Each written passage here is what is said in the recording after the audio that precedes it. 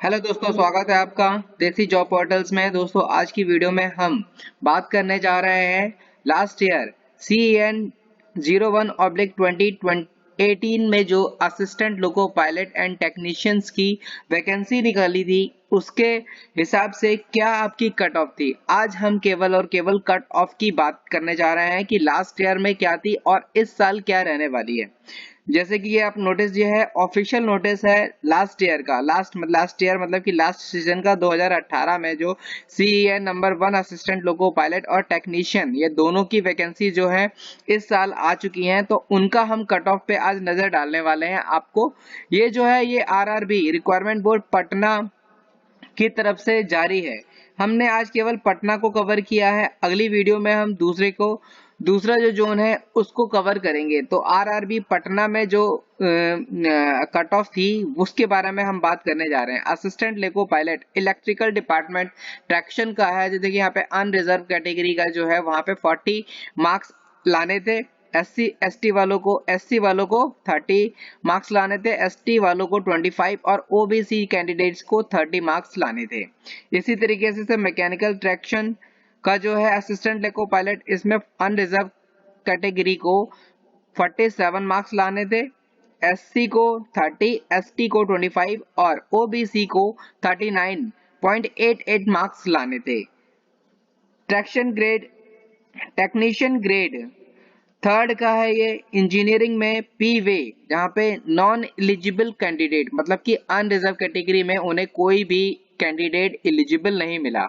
ST में भी same था, SC में सेम था, ST में कोई नहीं था और OBC में भी नॉन एलिजिबल कैंडिडेट कोई कैंडिडेट नहीं मिला।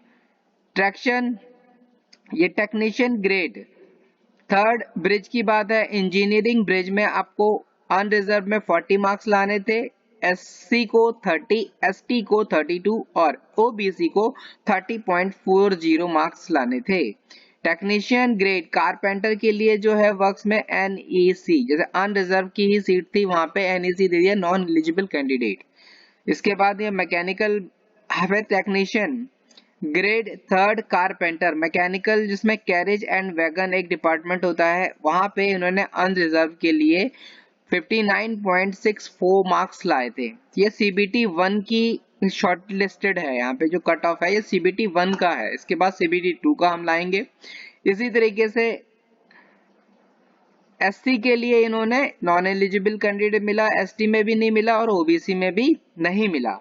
यहाँ पे जस्ट ज्यादा मार्क्स हमें दिख रहे हैं 72, ये दिख रहा है आपका technician grade 3 carpenter workshop engineering workshop में 72 मार्क्स। जो अनरिजर्व की कैटेगरी की जो कट ऑफ गई थी वो 72 गई थी।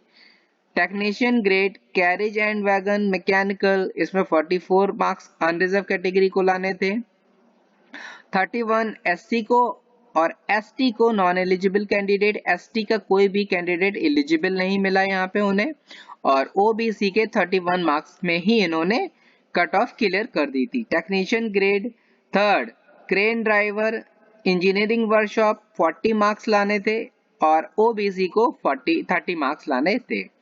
Technician grade diesel electrical mechanical का है, जो डीजल शेड में जो वैकेंसी थी उसमें जो अनरिजर्व कैटेगरी को 40 मार्क्स लाने थे, SC को 32, ST को 25 और OBC को 30 मार्क्स लाने थे।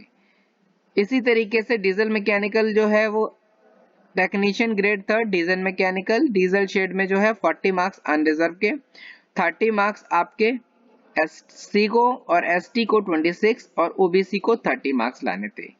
Technical grade third electrical workshop के लिए जो वैकेंसीज आई थी उनमें अनरिजर्व को 50, SC को 35, ST की कोई सीट नहीं थी, OBC को 35। ये तो कट ऑफ लाने मार्क्स थे इनके। Technician grade third electrical power electrical department का है, ये जनरल सर्विस के लिए जो थे अनरिजर्व को 46 मार्क्स लाने पड़े, SC को यहाँ पे 32, ST के लिए कोई सीट नहीं थी यहाँ पे और OBC के लिए 30 मार्क्स लाने थे।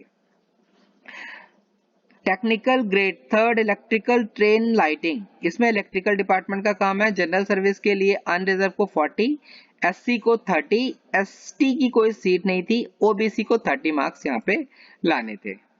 ये हमने बता दिया technician grade third electrical, TDR OHE, जिनके लिए इलेक्ट्रिकल जो आता है TRD, वो 50 मार्क्स अनरिजर्व के लिए।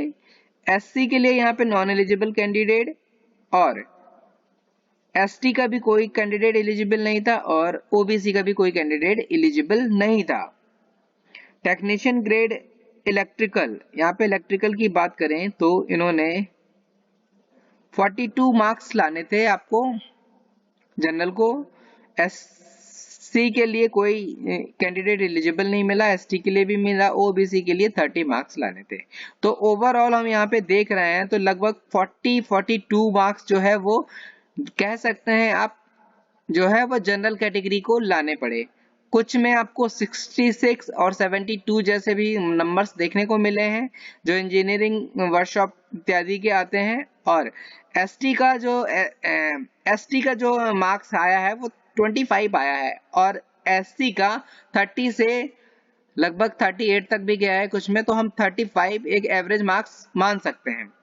और ओबीसी के लिए यहाँ पे 32 35 सेम। ओबीसी और एससी का जो पिछले साल का कट ऑफ था वो लगभग सेम ही था, तो आप कह सकते हैं इस आपका कट ऑफ जो है वो सेम नहीं होगा, क्योंकि इस पिछली बार वैकेंसी, नंबर ऑफ वैकेंसी जो थी वो बहुत ज्यादा थी, 60,000 के करीब थी, और इस बार की जो नंबर ऑफ वैकेंसी है वो केवल 6,000 है, मतलब 10 गुना का। और अप्लाइंग जो पोस्ट आएंगी वो कई लाख करोड़ों में बैठेगी, तो इस बार की जो कट ऑफ है ये 40 पे नहीं जाएगा, ये तो कंफर्म है।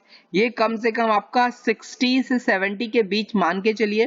ये अनरिजर्व कैटेगरी का 70 से भी प्लस हो सकता है, क्योंकि मुझे पता है इस बार जो बच्चे भरेंगे और 5 साल से तैयारी कर रहे हैं और उसके बाद वैकेंसी आई है, तो इसकी कट ऑफ आप 70 से भी प्लस मान के चलिए। SC ST वालों के लिए भी लगभग 60 to 70 मान है, SC वालों के लिए भी 60 to 70, OBC वाले के जो कट ऑफ है वो 70 to 75 के आसपास रहने वाली है। तो आप ये समझ लीजिए ये आरआरबी पटना जोन के लिए मैंने बताई है, लगभग जितने भी जोन है उनका जो मार्क्स है वो भी लगभग इतना ही रहने वाला है। तो देखिए पहला स्टेज जो है स्टेज 1 CBT 1 वो केवल क्वालिफाइंग नेचर का है, तो उसमें उन्होंने पहले ही कह दिया है जनरल ओबीसी के लिए मिनिमम 40% मांगा है उन्होंने, SC ST के लिए 30, SC के लिए 30 और उनके लिए 25%। तो ये केवल CBT 1 जो है क्वालिफाइंग मार्क्स है, तो आपको क्वालिफाइड करना है। अब हम बात करेंगे अगली वीडियो में CBT 2 की। मिलते हैं आपसे नेक्स्ट वीडियो में, तब तक के लिए जय हिंद जय भारत।